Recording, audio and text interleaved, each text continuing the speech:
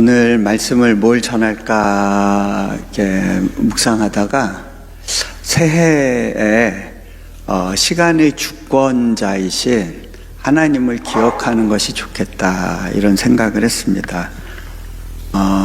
여러분들 오늘 이렇게 잘 나오셨어요. 아마 하나님의 타이밍을 잡으시는 지혜가 있는 분들이라는 그런 생각이 듭니다.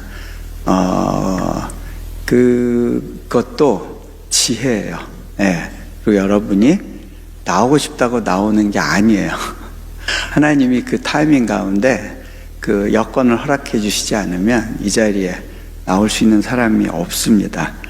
하나님께서 또 오늘 여러분들 안에 시간의 주인 되신 하나님께 여러분의 인생의 타이밍을 맡겨드린다는 것이 어떤 것인지 좀 같이 묵상하면 좋겠습니다. 제가 잠깐 기도합니다. 하나님, 오늘 이 시간을 주님께 맡겨드립니다. 주님의 때에 주님의 방식으로 놀랍게 일하여 주시기를 기대합니다. 우리 주 예수 그리스도 이름으로 기도합니다. 아멘. 제가 언젠가 한번 한국의 종합병원에서 암 관련 이제 진단을 받아야 되는 때가 있었어요. 그래서 기다리고 있었는데 그때 제 앞에 앉아서 기다리는 많은 분들이 있었어요. 근데 보니까 표정이 하나같이 이미 암에 걸린 사람 같은 얼굴들을 하고 계셨어요. 이분들은 진짜 지금 암에 걸렸든 안 걸렸든 암을 마음으로 달고 살고 계시는구나 라는 생각이 들었어요. 여러분, 우리가 하나님께 우리의 그 삶의 끝에 일어날 일에 대해서 맡겨드리지 못하면요, 우리는 늘 그런 표정으로 우리 인생의 남은 날들을 살아가게 됩니다. 저는 선교지에 있으면서 좀 이렇게 위험한 고비들을 많이 넘어봤어요. 이게 한 발자국 더 가면 죽는 거구나라는 그런 순간들을 지나가 본 적이 있습니다. 그때마다 하나님이 개입하셔서 제 인생을 구해 주셨지만 어느 순간이 되면 하나님께서 그 구원의 손을 멈추시고 너 여기까지야 하는 시간이 있을 거라는 생각을 합니다. 그거는 얼마나 신앙이 좋은가 하고 무관합니다. 왜냐면요, 이제 인도네시아에서도 보면 하나님께서 비행기 사고로 이렇게 사람들을 이제 데려가실 때 그 안에는 선교사도 있고 다 있어요. 제가 아는 선교사님도 발리에서 떠나는 그 비행기에서 비행기가 추락하면서 삶을 이제 마무리하셔야 되는 그런 순간들을 보게 됩니다. 그래서 이제 저는 그 인도네시아에 있을 때 항상 내가 예기치 않은 시간 가운데 하나님을 만나야 될 것에 대한 준비를 늘 해야 된다는 생각을 합니다. 그래서 이렇게 제가 집회하러 나갈 때는 이제 아내와 아이들은 이제 인도네시아에 남아 있어야 되니까 일단 제 책상을 정리를 하고요. 누가 와서 쓰더라도 바로 쓸 수 있게 정리를 해놓고, 그리고 또 떠나가기 전에 그 아내를 한 번 더 보고 눈에 더 두고 아이들을 더 눈에 담아두고 그리고 갑니다. 왜? 마지막일 수 있잖아요. 그죠? 근데요, 저는 또 한편으로는요, 하나님께서 90 이상으로 100세까지 살게 하실 수도 있을 거란 생각에 또 오래 살게 하실 것에 대한 준비를 동시에 합니다. 그래서 은퇴 이후에 어떠한 일을 하면서 삶의 마지막 순간까지 하나님을 섬기다 갈 것인지에 대한 생각을 해보고, 그때까지 그래도 몸 골골하지 않고 건강하게 사역할 수 있도록 기본적인 준비를 해야겠다, 그런 생각으로 하루를 살면서 이 두 가지를 같이 준비하려고 그렇게 생각을 합니다. 우리의 인생의 끝을 우리는 모릅니다. 제가 그 부활이라는 영화를 이제 제작에 참여하고 또 거기에 이제 출연도 한 적이 있었어요. 거기에 혹시 보신 분들 있나요? 없나요? 예. 나중에 부활 그 증거, 예, 저기 그 아마 유튜브에 이렇게 찾아보면 아마 돈 내고 보는 걸로 남아 있지 않을까 생각이 되는데, 예. 그 삶의 끝과 그리고 그 이후에 있을 소망에 대한 이야기를 이제 영화에 담았어요. 그 중에 이제 그 영화에 출연한 중요한 이제 게스트 중에 한 명이 천정은이라는 자매가 있습니다. 이 자매는 제가 그 영화에 참여할 때만 해도 한 항암 치료를 105차례 했던 자매예요. 네. 그런데 지금은 175차례. 네. 보니까 이제는 뇌까지 이제 암이 전이가 돼서 잘 이렇게 걷지를 못하고 지난번에도 보니까 이제 휠체어에 의존을 하더라고요. 그런데 저는 그 영화 그때가 한 코로나 직전에 이제 처음 만났는데 곧 하나님이 데려가시겠구나 싶었어요. 그런데 아직까지 건강하게 활동하고 있어요. 근데 이 자매는 어떤 마음으로 이렇게 사역을 하느냐면, 예, 요 자매 얘기를 조금 할게요. 원래 이제 피아니스트였고, 이제 굉장히 잘 나가는 그러한 삶을 살던 자매였는데, 어느 날 이제 유방암이 발견이 됐는데, 이미 4기가 지나서 이제 병원에서는 손 쓸 수 없다고, 이제 마지막을 준비해야 된다고, 막 3개월에서 6개월 더 살 수 있을 거라고 그런 판정을 받았었어요. 너무 세상이 원망스럽고 이렇게 삶이 마무리되는 게 이제 믿겨지지 않고 너무 힘들어서 이제 고통스러워하던 중에, 예전부터 그렇게 그 복음을 전하려고 한 자매 선배가 있었는데 한번 믿어봐 주자 하고 이제 그 교회를 따라갔다가 이제 예수님을 알게 되고 부활의 소망을 갖게 됐어요. 그리고 나서 이 자매가 극적으로 암이 이제 치유가 되는 그러한 일이 생겼고, 그래서 암 치유 받은 것에 대한 간증을 하면서 그렇게 삶을 살고 있었어요. 열심히 암 환자들을 찾아다니면서 전도를 하는데, 한 번은 한 자매한테 이제 복음을 전하려고 했을 때 그 자매가 아주 냉정하게 이렇게 내치는 거예요. 당신하고 나는 상황이 달라요. 당신은 이미 암이 치유된 사람이고 나는 여전히 이제 죽을 날을 앞에 두고 싸워야 되는 사람인데 동일선상에 놓고 얘기하지 마세요. 당신은 내 심정 몰라. 이렇게 탁 쳐버린 거예요. 이 자매가 그렇구나. 나는 이미 병이 나은 사람으로서 이 사람한테 아무리 복음을 이야기해도 이 사람에게는 위안이 되지 않는구나 라는 거를 깨닫고, 그날 하나님과 진지하게 씨름하면서 이런 기도를 했어요. 하나님, 제가 다시 암에 걸려서라도 이 자매에게 복음이 들어갈 수 있으면 좋겠어요. 근데요, 이제 정기검진이 그 주간에 있었대요. 검사를 받으러 갔는데 그 의사 선생님이 놀라면서 그러는 거예요. 암이 재발했는데 뼈까지 전이가 돼서 어떻게 이제는 손 쓸 방법이 없다고.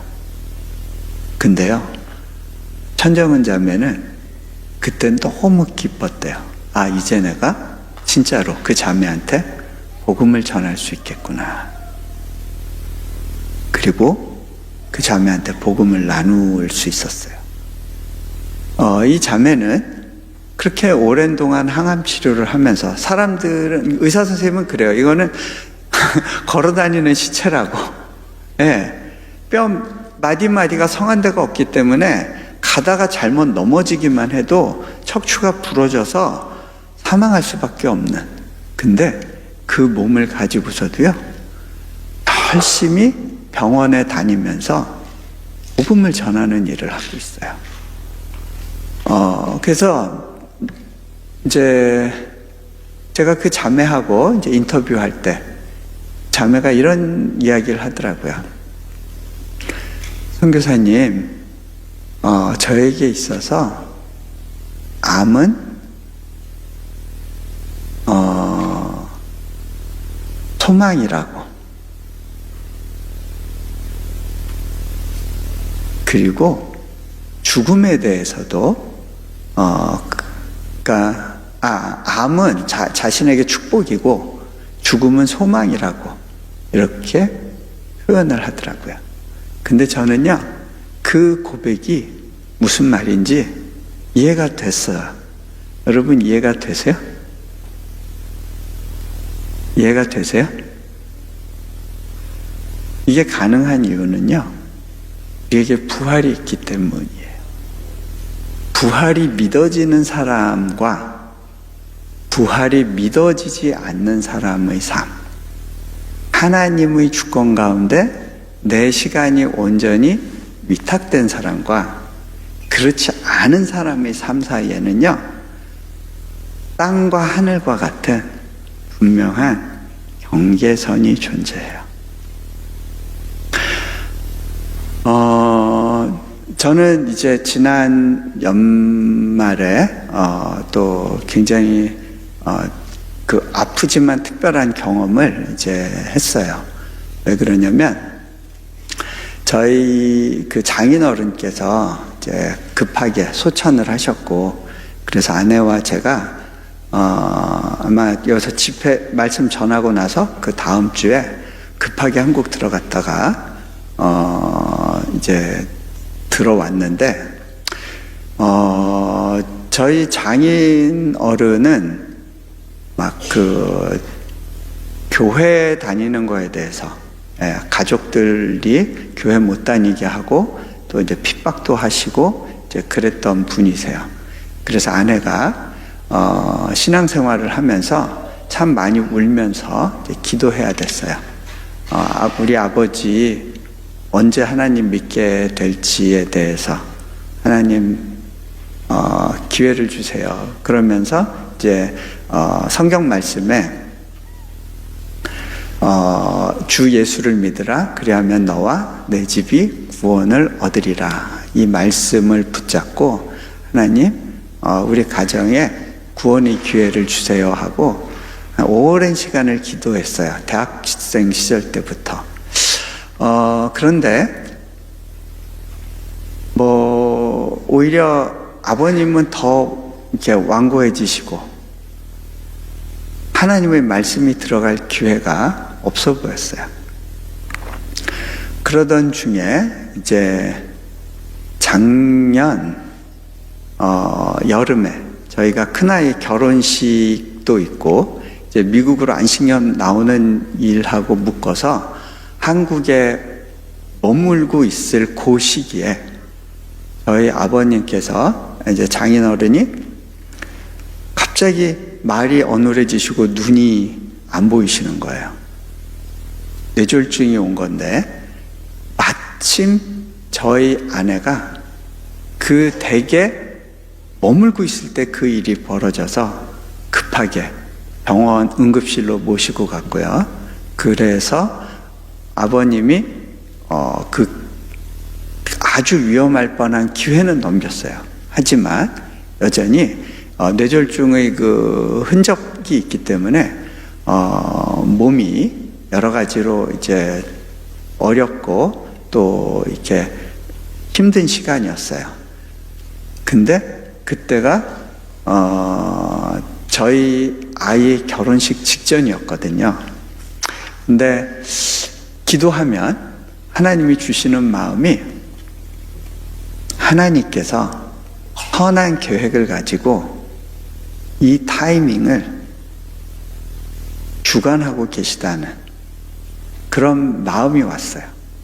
아, 하나님께서 이 일에 대해서 그 타이밍에 대해서 하나님께 온전히 맡겨드리길 원하는구나. 그래서 저희가 편안한 마음으로 아이 결혼식 마치고 마침 그 시기에 아버님은 중환자실에 가 계셨고 결혼식 끝나자마자 아내가 이제 그 일반 병실로 옮긴 아버님과 같이 시간을 보내면서 아버님하고의 그 어려웠던 감정이나 이런 것들을 다 꺼내고 정리하고 회복하는 그런 시간들을 가질 수 있었어요. 그리고 저희는 이제 미국에 왔지만 늘 불안한 거예요. 언제 또 아버님의 병환이 재발하면 어떡하지? 또 갑자기 가정이 어려워지면 어떡하지? 그러면 그러니까 저는 지폐를 잡으면서도 한편으로는 늘 그 부분에 대해서 긴장하고 하나님, 이 모든 것의 타이밍이 그저 하나님께 있습니다 하고 맡겨드리면서 그 시간을 이제 기다려야 됐어요. 그러던 중에 아버님이 또 이제 뇌졸중이 재발이 되면서 이제 병원에 입원하셨는데 그렇게 건강하시던 분이 이제 다른 사람의 도움 없이는 이제 그 생활할 수가 없는 그런 환경 가운데 있게 됐고요. 그러던 중에 이제 여러 가지로 이제 점점 악화되고 있다라고 느끼면서 저희가 기도하고 있었어요. 한 번은 이제 그 병원의 원모 목사님께 부탁을 드려서 찾아가서 복음을 제시할 수 있도록 이제 그렇게 요청을 드렸는데 복음을 받아들이겠냐 여쭤봤을 때 아버님이 자기가 아직은 아니라고 나중에 라고 이야기를 하셔서 그 타이밍을 한번 날리게 됐죠. 근데 아무래도 느낌이 이상해서 마침 저희 팀 여자 목사님 중에서 한국에 나가 계신 분한테 부탁을 해서 또 병실을 찾게 됐어요. 그때 아버님께서 아멘 아멘 하시면서 눈물을 흘리고 예수님을 영접하고 거기서 세례를 받으시고 그리고요 바로 다음날 소천하셨어요. 그때 비로소 아 그렇구나, 하나님이 이 타이밍을 기다리고 계셨구나 마음에 확 그게 오는 거예요. 그래서 저희가 그날 바로 이제 집회 약속한 곳 몇 곳 취소하고 그리고 이제 비행기표를 알아봤어요. 마침 저희 아이들이 방학을 했고 또 딸아이가 보스턴에서 날라와 가지고 애들을 돌봐주기로 해서 저희가 한국으로 들어가서 일주일 동안 장례를 치르고 올 수 있었어요. 그런데 장례식장에서 거기에 암흑의 성도 이렇게 그 순서지에 나와 있고 천국 환송 예배 써 있는 걸 보면서 야 정말 간발의 차이로 성도라는 표현을 쓸 수 있게 됐구나. 그리고 저희 장모님한테 이걸 보여주면서 야 하루짜리 성도가 됐다고 그러고 그래도 간발의 차이로 이 예배가 천국 환송 예배가 됐네요. 그러면서 어머니랑 같이 막 웃었어요. 예, 울다 웃다 그런 시간이었습니다. 30여 년간의 그 기도를 하나님이 기억하시고 마지막 타이밍을 조정해 주셨던 그 손길을 이제 경험을 했죠. 그런데요, 제가 이렇게 보면요, 저의 인생 고비고비가 다 그런 하나님의 배려와 계획 속에서 기적적인 타이밍을 잡아가는 그러한 삶의 연속이었다는 것을 이제 고백할 수 있습니다. 그거 다 이야기하면 여러분들 오늘 밤에 잠을 못 주무시니까 길게는 안 할게요. 그런데요, 우리가 하나님을 믿는 것도, 그리고 그분께 나와서 예배하고 기도하고 주님을 찾는 것도요, 타이밍이 있는 거예요. 그것도 내가 내 맘대로 내가 원하는 때 할 수 있으면 얼마나 좋아요. 근데 그것이 그렇지 않더라고요. 여러분이 오늘 예배하는 것이 막차일 수도 있어요. 내일이 없을 수도 있어요. 자, 그리고요, 우리가 때로는 시간을 아끼겠다고 아둥바둥 하면서 뭐 장사하면서 주일날 장사도 해보고 이렇게도 해보고 저렇게도 해보고, 그런데요, 그렇게 한다고 해서 내가 모으고 싶은 것들이 모아지지가 않을 수 있습니다. 다 내 시간, 내 기회인 것 같은데 내 마음대로 되어지지 않습니다. 제가 발리에 있었을 때요, 발리에 이제 집회차 갔을 때 저희 딸아이하고 좀 이렇게 아드레날린이 나오는 그런 뭔가를 한번 해보면 좋겠다 싶었어요. 왜냐하면 몽골에 있을 때는 이렇게 평원에서 막 말을 달리기도 하고 좀 이렇게 드라마틱한 뭔가를 해볼 기회가 많았는데, 이 인도네시아 가니까 그런 좀 이렇게 사람을 이렇게 탁 긴장하게 만드는 뭐 그런 게 별로 없더라고요. 그러던 중에 이제 보니까 거기가 발리가 파도가 좋아서 이제 서핑이 유명해요.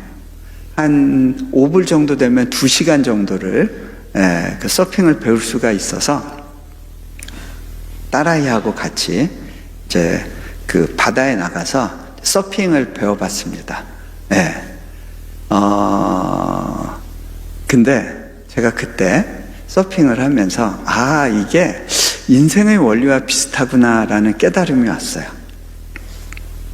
우리가요, 하나님의 은혜를 누리는 것도요, 어떤 단계가 있는 것 같아요. 그것은 마치 우리가 바다를 즐기는 방식하고도 비슷한 것 같아요.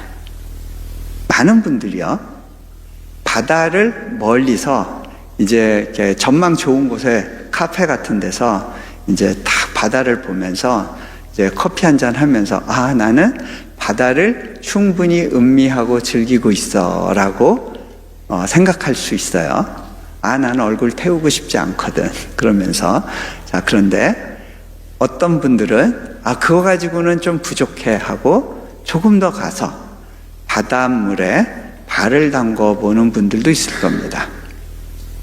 그런가 하면 조금 더 수영을 하는 분들이 있을 거예요. 바다를 점점 더 깊이 있게 이제 느껴보는 거죠. 근데 수영보다 조금 더 진하게 바다를 경험하고 누리는 방법이 서핑일 수 있겠다. 뭐 스노클링이 될 수도 있고 또 스킨스쿠버 다이빙이 될 수도 있겠죠. 더 깊은 영역, 더 깊은 세계가 있어요. 그런데 우리가 많은 경우 찰랑찰랑하는 바닷가에 발만 담근 채 나는 충분히 하나님의 은혜를 누리고 있어. 이걸로 충분해. 나를 더 불편한 영역으로 끌고 가는 거는 지금은 아닌 것 같아 라고 생각하시는 분들도 있을 거예요. 근데요, 제가 그 파도를 타러 가는데 그 파도를 타려면 파도를 맞으면서 파도와 부딪히면서 앞으로 가야 돼요. 때로는 걸어서, 때로는 그 서핑 보드에 올라서 이렇게 노를 저어가면서 그렇게 가야 돼요. 굉장히 힘든 시간들을 지나야 됩니다. 그리고 나서 이제 파도가 확 이는 그 장소로 가서 거기서 파도를 기다려야 됩니다. 파도의 타이밍을 잡아야 돼요. 초보는 그 타이밍을 잡는 게 쉽지 않아요. 그래서 누군가 안내해 주는 사람의 도움이 필요합니다.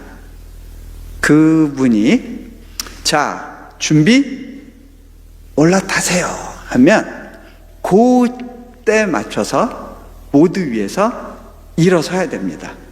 일어서서 자세를 잡아줘야 돼요. 자, 그 타이밍을 놓쳐버리면 어떻게 되느냐면 파도가 이르기 전에 먼저 올라와 버리면 파도가 서핑보드 뒤를 치면서 꼴깍하고 이제 물을 먹게 돼요. 그런가 하면 타이밍을 어정쩡하게 늦추면 파도는 지나갔는데 혼자 파도 없는 바다 위에서 이러고 뻘쭘히 이러고 있어야 되는 거예요. 파도 이미 갔어요. 네. 여기서 내가 파도를 만들어낼 수는 없습니다. 파도의 시점을 보고 그 파도에 나를 그 타이밍에 맡겨야 됩니다. 그 타이밍에 나를 맡기고 자세를 잡으면 엄청난 힘이 나를 확 들어올려서 쫙 앞으로 끌어갑니다. 엄청난 스피드예요. 그거를 느끼면 그때부터는요, 바다에서 내 힘으로 수영하는 거 가지고는 양이 안 차요. 더 큰 힘에 의지해서 가는 법을 터득했기 때문에. 그런데요, 우리의 신앙생활도 이런 영역들이 있어요. 자, 제가 이제 몇 가지만 말씀드릴게요. 네. 극적으로 하나님의 타이밍 가운데 이제 구조된 얘기들도 있지만, 때로는 하나님께서 무작정 파도를 기다리면서 머물러 있게 하시는 시간들이 있습니다. 그 중에 하나가, 제가 이제 몽골에서의 사역을 마치고 이제 떠나라고 하셔서 이제 떠났는데, 그 다음에 이제 미국의 조지아주에서 머물면서 안식년하고 있을 때 하나님께서 이제 인도네시아 사역에 대해서 보여주셨어요. 그래서 이제 인도네시아 사역을 놓고 기도하면서 준비해야겠구나. 이제 후원자들도 모으고 내가 이 사역을 할 수 있도록 동역할 수 있는 사람들도 모으고 하는 일을 해야겠구나라고 생각하는 그 타이밍에 저희 집에 넷째가 생겼어요. 넷째가 생기고 나니까 아내가 노산이다 보니까 하혈이 오고, 그래서 아내는 침대에 이제 움직일 수 없게 이제 고정이 돼야 됐고, 그리고 나서 나머지 세 아이를 제가 혼자서 돌봐야 됐습니다. 아침부터 밤늦게까지 집안일에 제 모든 걸 다 바쳐야 됐어요. 그때는 이제 저 외에는 돌볼 사람이 없으니까, 애들을 돌볼 사람이 없으니까, 이제 집회 약속 잡아놓은 것들이 있었는데, 다 전화해가지고 죄송합니다. 제가 상황적으로 집회를 할 수 없게 됐습니다. 하고 다 이제 캔슬 요청하고, 그리고서 집안에 틀어박혀서 애들 학교 라이드 주고, 장봐오고, 청소하고, 잔디 깎고, 뭐 이런 일을 계속 이제 반복만 하는 거예요. 근데요, 그때 저는 집안일이 몸에 안 익어서 그런지, 그거 쉽지 않더라고요. 제가 깨달았어요. 집안일보다는 사역이 훨씬 쉽다. 그리고 제가 그때부터, 그 주부분들을 존경하게 됐어요. 어떻게 이렇게 바쁘고 힘든 가운데 새벽 기도를 빠지지 않고 나올 수가 있지? 저는요, 체력이 안 돼서 성경 한 장 읽을 힘이 안 나더라고요. 또 어떻게? 그러면서 교회 모임에 그렇게 열심히 참석하고 그걸 다 할 수가 있지? 저보다 못한 주부가 없더라고요. 저는 그 저질 체력이라 그런지 그게 감당이 안 됐어요. 그냥 짜증만 들어요. 해도 일이 끝이 안 나요. 왜 이렇게 일은 많은지 끝은 없고, 그런데 애들이 또 안 도와줘요. 하루는 이제 몸이 안 좋아갖고 애들 좀 빨리 재워놓고 좀 제 할 일 좀 하면 좋겠다 싶었어요. 그래서 애들한테 빨리 이빨 닦아라, 씻어라 하고서 그 다음에 재우려고 하는데, 저희 집 셋째가 아빠한테 아빠 나 두유 그러는 거예요. 야, 너 이빨 닦았지? 무슨 두유야? 물 마시고 자. 두유? 누가 이겨요? 이놈아 아빠 잡아먹어라.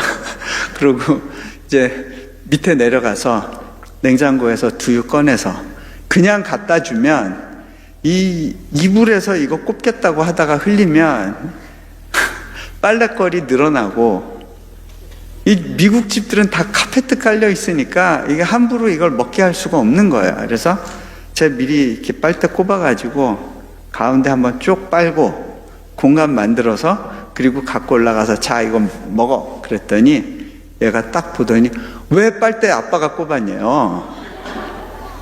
기분이 나빠서 자기 안 먹겠대요. 이 녀석이 아빠 똥개 훈련 시키냐. 먹어 엄마. 안 먹어. 먹어. 안 먹어. 견적 20분 갑자기 뚜껑이 팍 열리면서 이놈의 자식 이리 와. 보통 그럴 때 한 3대 때리는 거가 이제 제가 대강 생각한 원칙인데, 화풀이로 한 7대인가 막 때렸어요. 애한테 화풀이 한 거죠. 이놈아 아빠 죽겠다 이러면서. 그러고 나니까 징징 울고 있는 애를 이제 아내가 달래서 옆에서 재우고, 저는 갑자기 잠이 안 왔어요. 옆방에 가서 씩씩거리고 있는 거예요. 하나님 이게 뭐예요? 근데 그럴 때 이제 저한테 오는 이제 자책이 있어요. 아이고, 선교사라는 인간이 애한테 화풀이 나오고. 근데 그거보다 좀 더 센 자책이 있어요. 에휴, 내려놓음을 썼다는 인간이 더 힘들어요. 제가 얘기했죠? 제가 내려놓음 책 제가 붙인 거, 제목 제가 붙인 거 아니라고. 이게 족쇄예요, 족쇄. 그러고 나서 한숨 쉬면서 하나님 손해 보시는 거 아니에요? 그런 생각이 있었어요. 하나님, 제가 지금 바쁘게 다니면서 사역해야 되지, 지금 가정에서 애들 보고 애들이랑 씨름하고 이게 제 일이 아니잖아요. 하나님 손해보는 거 아니에요? 지금 제가 막 다니면서 인도네시아 사역을 위한 준비를 해야 되는데, 그런데 하나님이 제게 주시는 마음은 너 이거나 잘하고 있어라. 나는 손해보는 거 없다.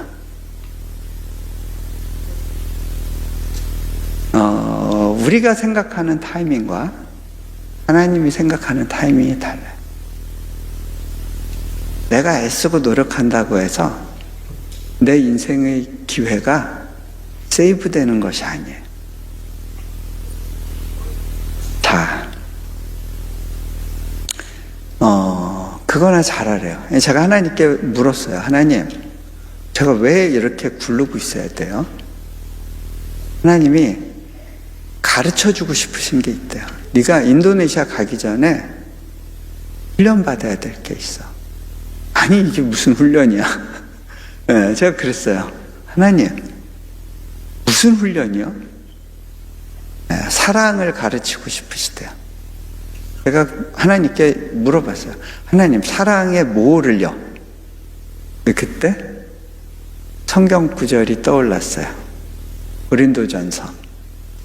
사랑은 오래 참고. 그거부터 훈련하라는 거예요. 그 기본의 기본이라는 거예요. 그분의 타이밍을 기다리라는 거예요. 하나님이 제게 물으시더라고요. 야, 세계 최대의 무슬림을 보유하고 있는 그 나라에서 대학을 세우는 것 네가 할 수 있는 일이니? 아니요, 제가 할 수 없죠. 그래, 그건 내가 할 일이지 네가 할 일이 아니야. 하나님은 계속 그 시간에 대해서 말씀하세요. 제가 여기 교회를 보니까 교회도 교회의 타이밍이 있어요. 그죠? 네. 성장할 때가 있고 가라앉는 것 같이 보일 때가 있어요. 변화가 필요한 때가 있고 그냥 머물러 하나님의 타이밍을 기다려야 될 때가 있어요. 그렇죠? 네. 제가 인도네시아에 가서 힘들었던 것 중에 하나는 내가 생각하는 스피드와 하나님이 갖고 계신 계획 사이에 간극이 있는 거예요. 저는 뭐가 좀 빨리 됐으면 좋겠다는 생각을 했어요. 그래야 나와 같이 있는 동역자들이 실망하지 않고 좀 후원하실 분들에 대해서도 준비할 수 있고, 그런데 하나님은 아무 일이 일어나지 않는 가운데 저를 뺑뺑이 돌리고 있다라고 느껴진 시간들이 있었어요. 비자가 안 나오는 거예요. 그리고 비자가 연장이 안 됐어요. 그래서 어쩔 수 없이 아이들을 데리고 갑작스럽게 한국으로 들어가야 되는 상황이 됐습니다. 굉장히 당혹스러웠어요. 그 사역을 책임 맡고 있는 사람 가정조차 비자가 안 나오는 상황이 된 거예요. 애들을 데리고 급하게 한국 들어가려고 그러니까 아이들이 아빠, 우리 언제 다시 들어와요? 우리 이제 기말고사도 보고 준비해야 되는데 언제 들어오는 거예요? 아빠가 너희한테 언제 돌아올지 얘기해 줄 수가 없어. 아빠 때문에 우리 시험도 못 보고 공부도 못 한다고. 이 녀석들이 학교 가기 싫다고 그럴 때는 언제고 아빠 책임지라고, 우리 공부 책임지라고 이러는 거예요. 이렇게 항의하고 시위하는 애들을 데리고 한국에 들어왔어요. 마음이 갑갑했습니다. 근데 이제 저희 아버지가 이제 신앙 연륜이 깊지 않다 보니까 자꾸 이제 걱정하셔서 질문을 하시고, 또 이거 지금 제대로 하고 있는 거냐? 아예 그냥 이 기회에 아예 진로 바꾸면 어떻겠냐? 막 이제 이런 말씀을 하시더라고요. 이제 제가 아버지한테, 아버지, 제가 알아서 할 테니까 제발 좀 묻지 마시고 간섭하지 마시고 조용히 좀 내버려둬 주세요 하고 딱 끊었어요. 그랬더니 이제 저희 아버지께서 많이 서운하셨나 봐요. 며칠 있다가 저한테 그러시더라고요. 예, 너는 뭐 남들한테는 다 내려놨네 하는데 내가 볼 땐 너 뭐 내려놨는지 모르겠다. 가까이 있는 사람들이 더 잘 보죠. 예. 제가 얘기했죠. 내려놨기 때문에 그 책 쓴 게 아니고 같이 내려놓자고 하는 거라고. 예. 저 좀 더 해도 되죠? 예. 날이면 날마다 오는 거 아니에요. 예. 기회 있을 때 잡으세요. 예.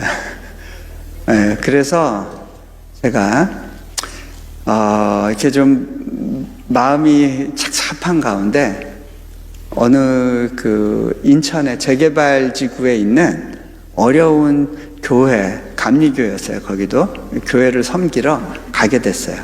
왜 그러냐면 몽골에서 저희 이레교회 사역을 같이 도왔던 자매가 그 교회 목사님 사모님이 된 거거든요.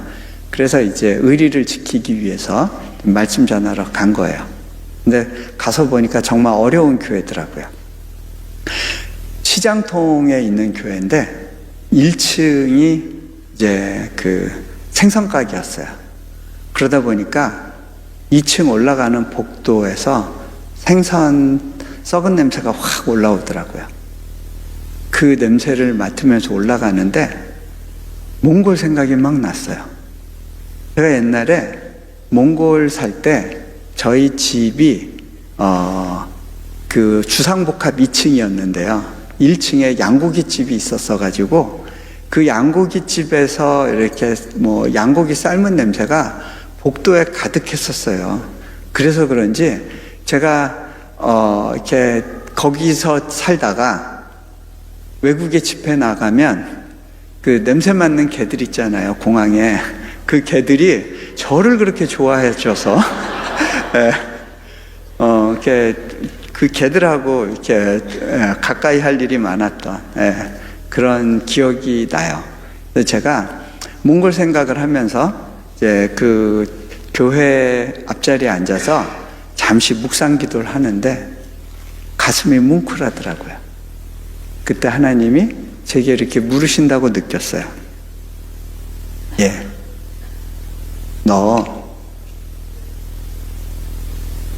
첫 마음을 잊어버리지 않았니? 제가 뜨끔했어요. 제가 그 시기에 행복하지가 않았거든요. 몽골에서는 행복하고 즐겁게 지낼 수 있었던 것 같아요. 사역도 막 일어나고, 그런데 아무 사역도 일어나지 않고 앞으로 뭔가 돌파될 기미도 안 보이고 언제까지 내가 이렇게 굴르고 있어야 되는지 모르는 상황이 되니까 행복하지가 않은 거예요.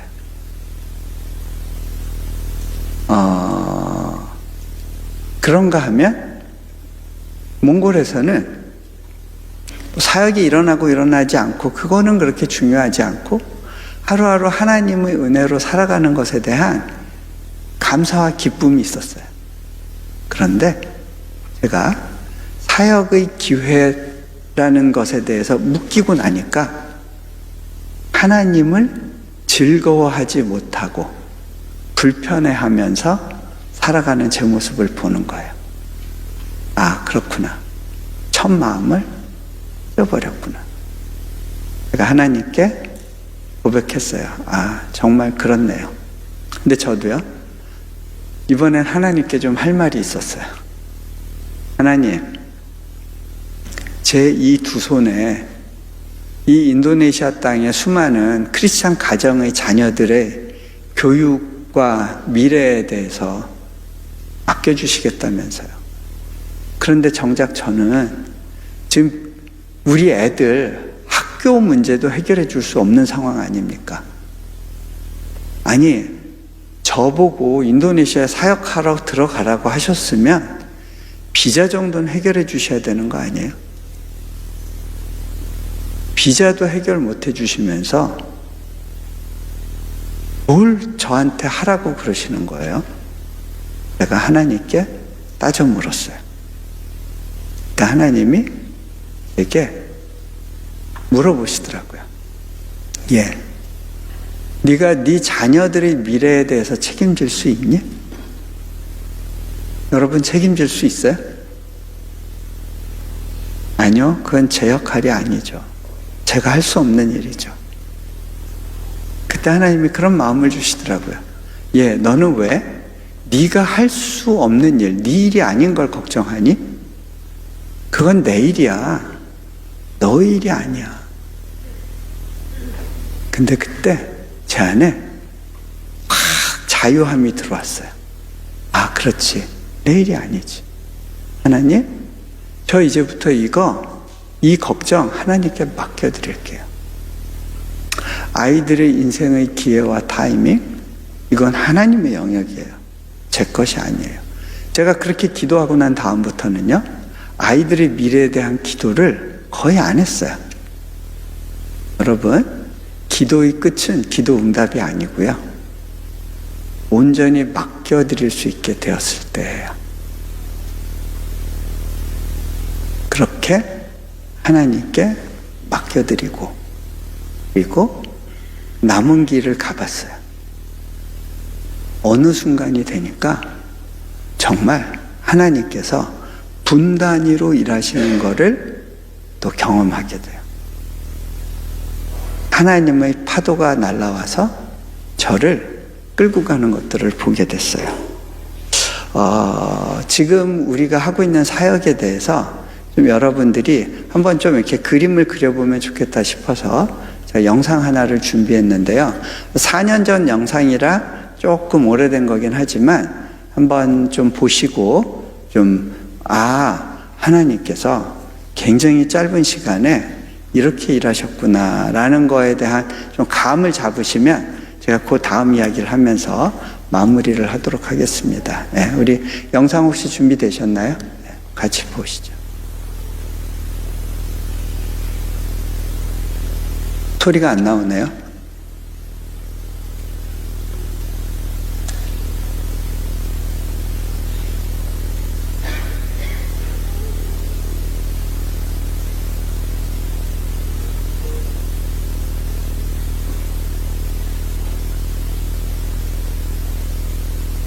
네, 그냥 그림만 보세요.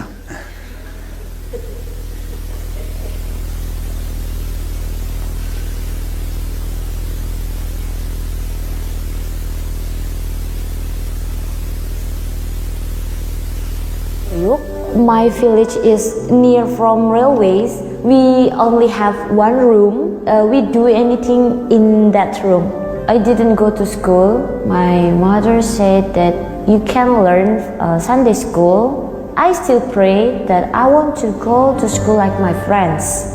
God helps me by my school.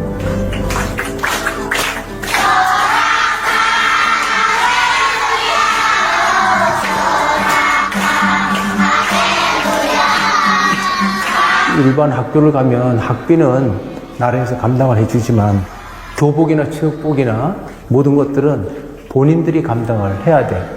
아예 학교를 안 가버리고 많은 애들이에요. 그 아이들이 공부를 할 수 있는 환경을 마련해 줬죠. 2학년이 됐을 때 저를 만나게 된 거예요. 정말 먹고 살기가 힘든 이제 그런 집안의 상이었습니다. 그럼에도 불구하고 눈이 반짝거리고 열심으로 공부하고 열심으로 학교를 나오는 그 아이의 이렇게 상황을 보면서 누르마를 계속 이렇게 돕게 됐죠. 학년이 올라갈수록 앞서가는 것을 보게 됐어요. 고등학교 2학년, 3학년 됐을 때는 아주 탑 클래스에서 공부를 하게 됐고요. 이제 고등학교 졸업 무렵에 이제 대학 갈 준비를 해야지 그랬더니 아무래도 자기는 대학을 못 갈 것 같다는 거예요. 그래서 돈을 벌러 가야 되겠다는 거예요. My mom pushed me to just do your work. Don't study too much. Just work, work, work. But Pastor said, you will earn many things in the future if you study right now. Don't worry with the money. Just study hard and pray to God. So I will help you. 그리고 저는 그때 이용규 선교사님이 설립한 자카르타 국제대학이 있다는 사실을 알게 돼서 제아유에서 많은 부분을 장학금으로 지급을 해주고 있기 때문에 그런 부분은 너무나 저에게도 짐을 덜었고 또 감사한 일이죠. 네.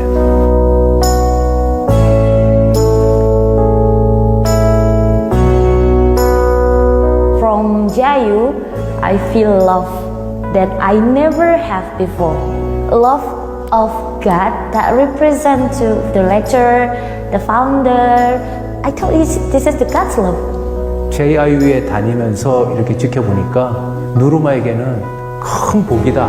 4년 동안 기독교 세계관을 가지고 영적, 육체적, 정서적 모든 부분을 잘 아울러서 이렇게 교육시켜주는 그런 JIU에서 공부하는 정말 큰 복이고 너무 잘 됐고 이제 그렇게 저는 마음으로 표현을 하고 있습니다. 아프가니스탄이 결국 이슬람 무장 조직 탈레반에 테러로 인한 함락됐습니다. 사망자가 최소 170명에 달하는 아프가니스탄 것으로 난민 수용에 파악됐습니다. 대해서 주변 국가들이 잇따라 인도네시아는 난색을 호주로 망명하려는 동남아 난민들의 중간 경유지로 control, including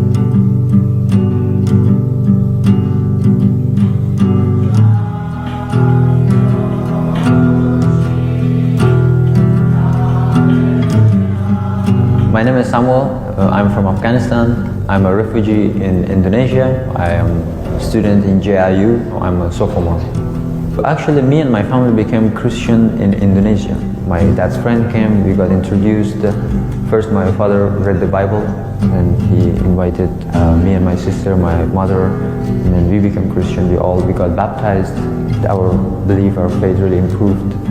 We have a community of Afghani believers. He invites to his own. We have like a home church. That's how I met my pastor. 인도네시아에 있는 아프가니스탄의 난민들이 12,000여 명이 있고 도움을 받지 못하고 있는 난민들 한 4,000여 명을 좀 섬기고 있습니다. 이 난민들에게 경제활동을 금지하고 있습니다. 단지 그냥 난민증만 받고 있는데 정식 교육 혜택을 못 받고 있는 거죠. 뭐 다른 일을 할 수 없는 그런 환경에 있었는데 마침 그때 JIU에 계시는 이현규 선교사님과 연결되셔가지고 개종한 청년들이 어떤 교육 혜택을 받지 못하고 있다라고 했더니 우리 학생들을 받아주셨습니다. And when I heard that, at first I didn't believe. I thought it's impossible almost because I'm a refugee. I became really happy. My parents become really happy because my time will not be wasted anymore in Indonesia. Maybe words cannot explain how I feel, how grateful I am. We are really happy and blessed.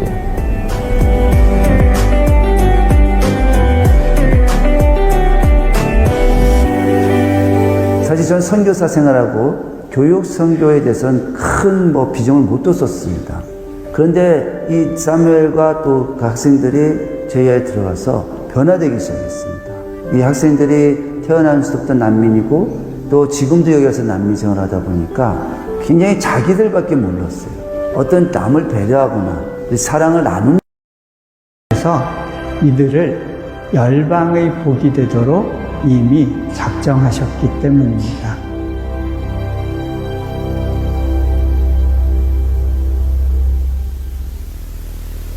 제가 좀 정리를 하겠습니다.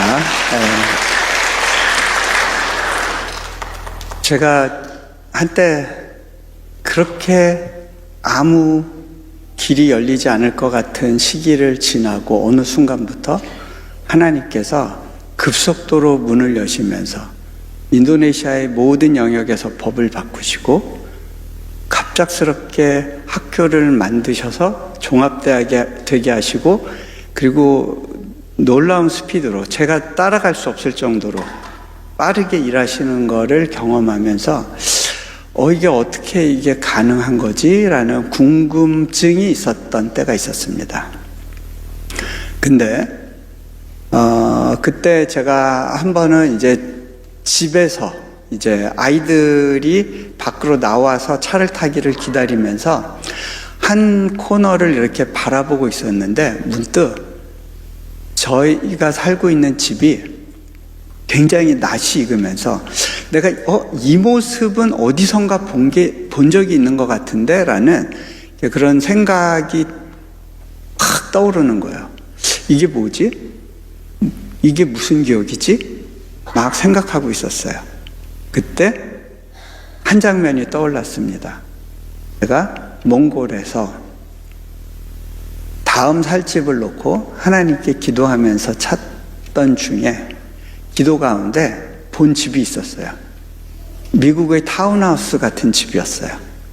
디와가 있고 2층에 어떤 그 베이지색의 뭐 이제 그런 창문이 있고 그 집을 보면서 이런 집은 몽골엔 없는데 그러면서 제가 하나님 왜 이런 집 보여주세요? 어차피 이런 집 못 들어갈 텐데 천국 살 집이라고 좀 미리 보여주시는 거예요. 그럼 저는 그전에는 계속 렌트로 떠돌이 생활만 해야 되겠네요. 그러면서 잊어버리고 있었어요. 그런데 그때 봤던 집이 지금 인도네시아에서 우리가 살고 있는 집이었구나라는 생각이 들었어요.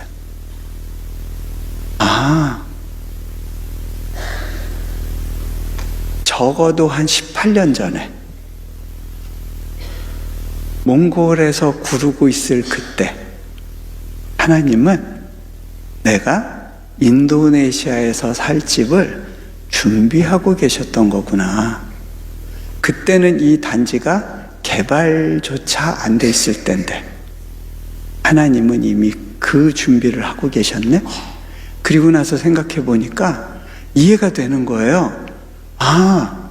우리 학교에 다니는 친구들이 엄마 뱃속에 있었을 때, 엄마 손잡고 아장아장 걷고 있을 때, 그 엄마 아빠는 얘를 대학 보낼 생각조차 안 하고 있었는데 하나님은 얘들이 공부할 대학교를 준비하고 계셨던 거구나. 만약 저희 학교가 없었으면요, 아프간에서 우리가 애들을 구출해서 살려내지 못했을 거예요. 하나님이 탈레반에 의해서 나라가 함락되고 많은 아이들이 갈 곳이 없어서 이곳저곳을 찾는 그 시기 때 그 중에 누군가를 살리기 위해서 하나님이 우리 학교를 예비해 놓고 계셨구나. 저희 학교에 처음 들어왔던 난민 친구들이요, 오리엔테이션 기간에 이제 어디 숙박하면서 이제 트레이닝을 받았는데 그때 거기에 허름한 수영장이 하나 있었어요. 얘들이 거기서 막 놀면서 막 웃으면서 참 좋아했어요. 한 아이가 선생님한테 이런 이야기를 하더라고요. 선생님, 제가요, 제 평생을 생각해 봤는데 이렇게 웃어본 날이 없었네요. 그렇구나. 하나님은 그 아이들이 웃을 날을 준비하고 계셨구나. 자, 오늘 말씀 보면요, 이럴 때도 있고 저럴 때도 있고 뭔가가 계속 반복인 것 같아요. 무의미한 반복처럼 느껴지죠. 전도서에선 이야기를 해요. 모든 게 헛되고 헛되다. 근데요, 저도 이런 날도 경험하고 저런 날도 경험하고 다 경험해 봤어요. 그런데 그 고비고비마다 하나님의 예비하심과 그 특별한 은혜들을 만나고 나서 보니까 그 시간들이 버릴 것이 없는 시간들이었구나라는 걸 깨닫게 됩니다. 제가 인도네시아에서 좀 그 여러 가지 막 모함과 시기로 인해서 힘든 시간들을 지나던 때가 있었어요. 그때 저희 딸아이가 저의 상황을 보면서, 아니 아빠는 어떻게 저런 상황에서도 여기서 꾸역꾸역 이 사역을 버티고 있는지 모르겠어요. 그런 얘기를 했어요. 아이가 이 부분에서 상처받지 않게 좀 가르쳐 줘야겠다라는 생각이 있었는데 아내가 저한테 물어봤습니다. 여보, 당신이 과거로 돌아가서 또 다시 선택할 수 있는 기회가 주어진다면 당신이 갔던 그 길을 선택했을 것 같아요? 제가 제가 뒤를 돌아보니까 고비고비 이런 때 저런 때 순간순간마다 하나님의 예비하심의 은혜를 경험하고 만났어요. 그리고 나서 보니까 버릴 시간이 없다라는 생각을 하게 됐어요. 여보, 내가 이 시간들 중에 버릴 시간이 없네. 내가 다시 돌아간다고 하더라도 나는 여전히 똑같은 선택을 할 수밖에 없을 것 같아요. 하나님께 붙들려서 그분의 인도하신 가운데 살아가는 하루하루는 버릴 것이 없는 은혜의 순간임을 여러분들이 기억하시면 좋겠습니다. 같이 기도합니다. 눈을 감으시고요.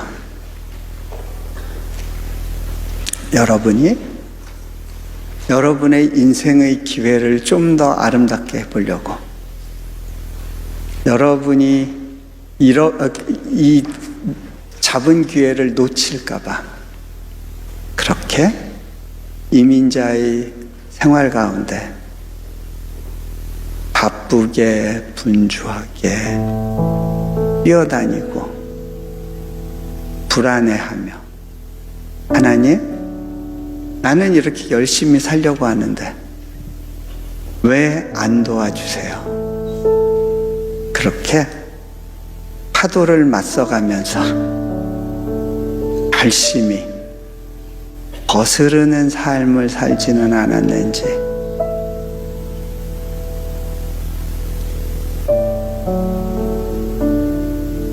아니면 하나님의 파도를 기다리며 그분이 내 인생 가운데 갖고 계신 계획을 신뢰하고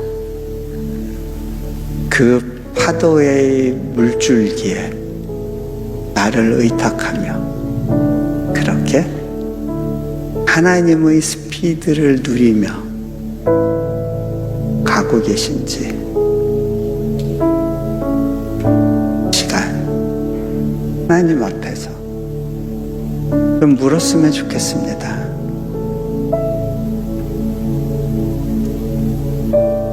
우리의 인생이란 것이 하나님의 선물로 주어졌고 이제 하나님이 너 여기까지야 라고 하시면 네, 그동안 즐거웠어요 하고 손 털고 일어나야 되는 것인데 이 인생을 내 걸로 여기고 어떻게 해서든지 무언가를 남겨보겠다고 이 땅에서 내가 가치 있고 중요한 존재로 확인받고 싶다고 그렇게 애쓰고 몸부림치며 파도를 거스르거나 아예 파도를 외면하고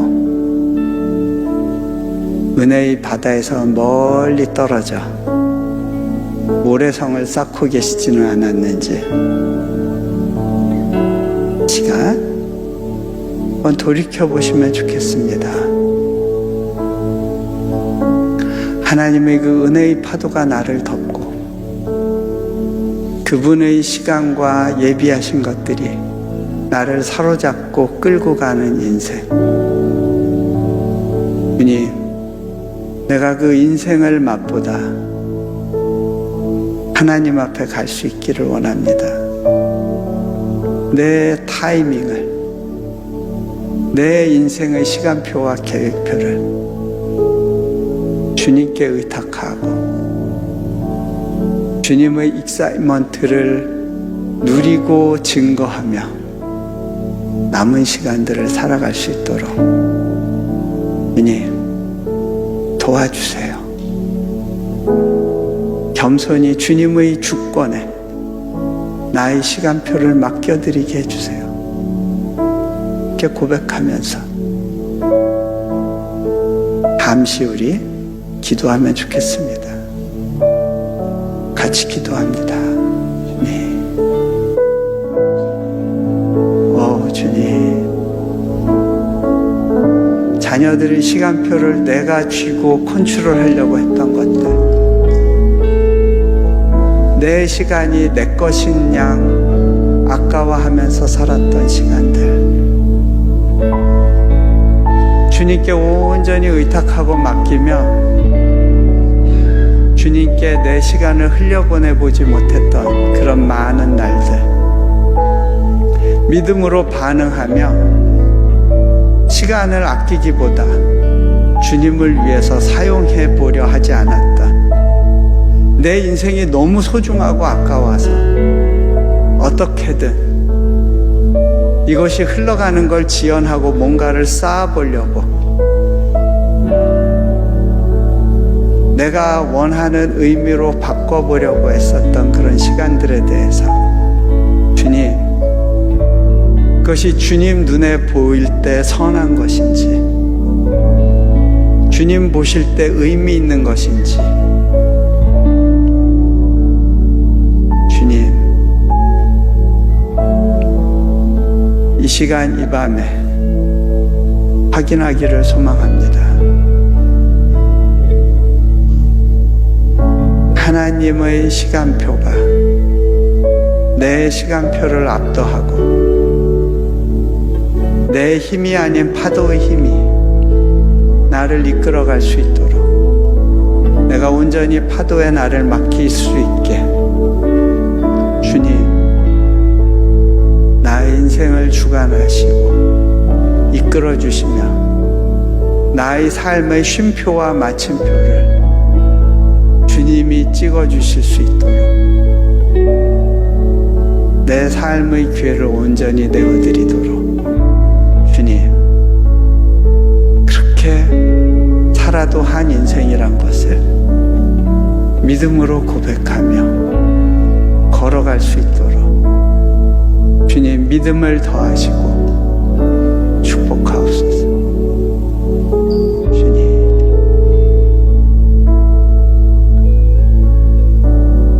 제가 마무리 기도하겠습니다.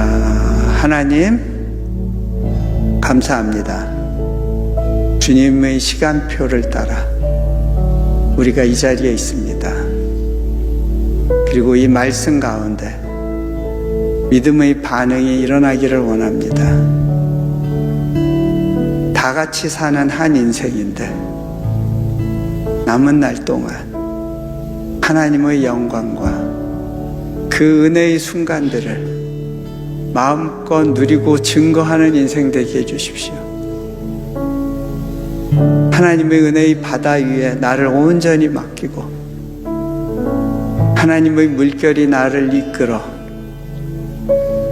놀라운 하나님의 비밀의 영역으로 나를 인도할 때 내가 주님을 신뢰하며 믿음으로 맡겨드리는 인생 이루어가게 해주십시오. 우리 주 예수 그리스도 이름으로 기도합니다. 아멘.